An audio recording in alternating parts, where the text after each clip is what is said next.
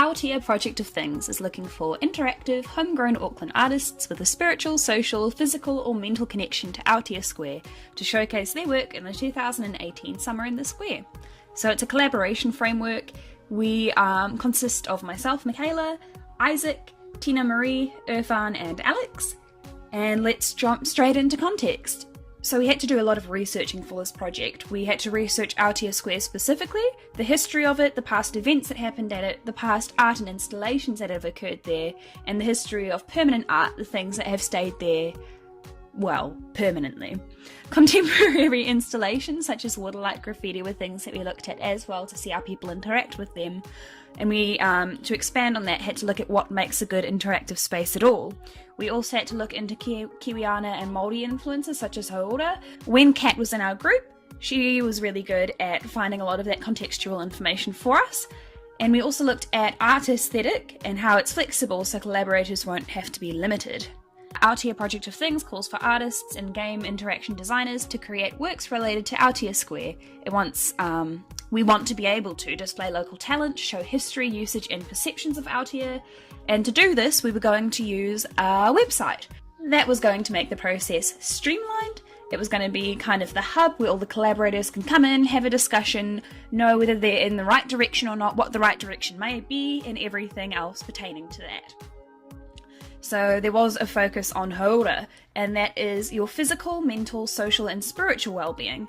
So we wanted to look at how we turn these four integral parts of a human into an aesthetic, especially pertaining to Aotea Square.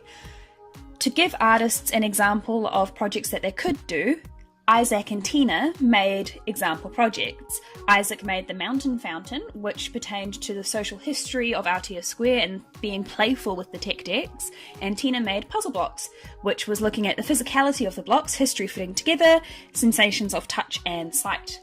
So what was our method for this? It was a weekly cycle.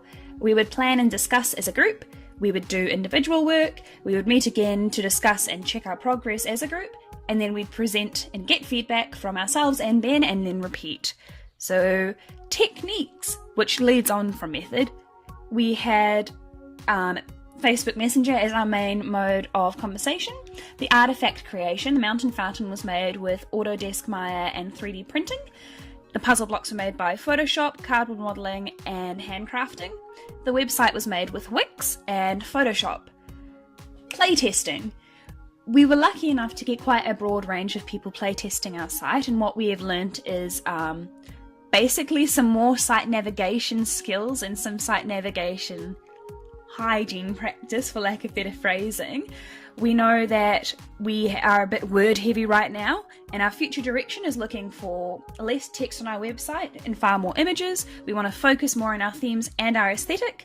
We want to improve on our teamwork. We all got together as a team, we got along, but we didn't have clear deadlines. Sometimes the roles were murky and sometimes the task allocation wasn't as strong as it could have been.